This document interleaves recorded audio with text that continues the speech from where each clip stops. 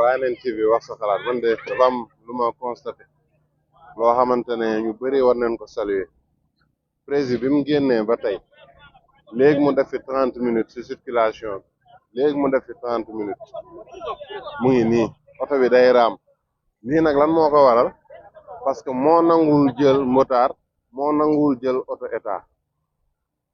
ñu bëri duñ ci bàyyi xel mais président sànq ba tey ba mu génnee ba tey mënul fexe ba génn si tournure bu ndaw bi parce que laajul escorte bu ñu ko doon escorte 1 minute du ko fi def waaw lii wax dëgg yàlla lu touchant la lu daw yaram la